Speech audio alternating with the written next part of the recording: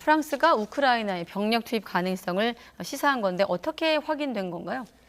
어제 파리에서 우크라이나 지원 협력국 회의가 열렸습니다. 네. 마크롱 대통령이 주재를 했는데 그 끝나고 기자회견에서 마크롱 대통령이 답변을 하는 과정에서 이렇게 얘기를 했습니다. 엘리제궁에서 열린 회의 직후에 마크롱 대통령에게 이 파병과 관련된 질문을 기자가 했습니다. 네. 기자가 했는데 파병 문제를 논의했다. 그리고 그러나 합의는 없었다. 그렇지만 어떠한 방안도 배제해서는 안 된다. 이렇게 얘기를 했고요. 러시아가 승리하지 못하도록 유럽 국가들은 모든 일을 할 것이다. 이렇게 얘기를 했습니다. 한번 직접 그 말한 내용을 들어보는 게 좋을 것 같습니다. 예. Tout a été évoqué ce soir de manière très libre et directe.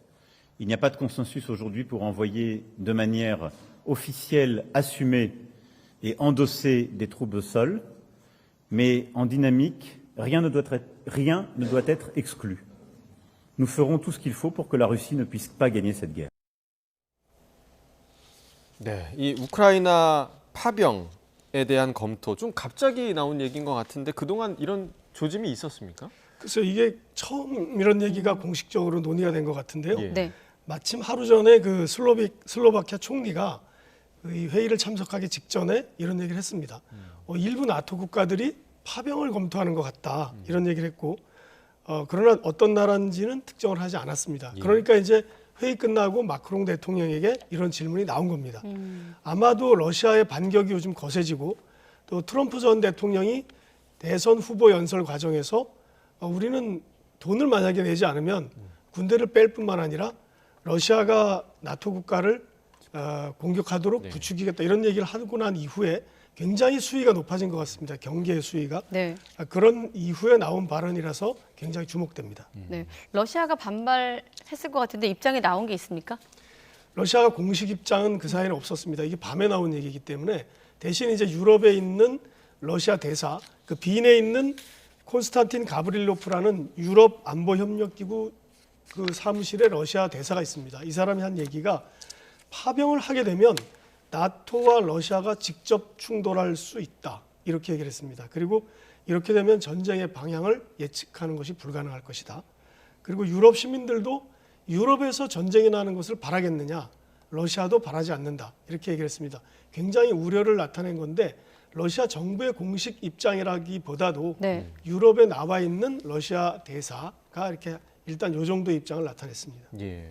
만약에 나토 국가에서 우크라이나에 병력을 보내면 이제 유럽 국가들도 전쟁에 지금 함께하게 맞습니다. 되는 셈이잖아요. 예. 그런데 그럼 어떤 나라가 파병을 검토하고 있는 것으로 지금 추정이 되나요? 일단은 프랑스가 검토하고 있는 것 같습니다. 예, 예. 그런데 먼저 검토 얘기가 나오니까 우리는 아니다라고 말한 국가들이 있습니다.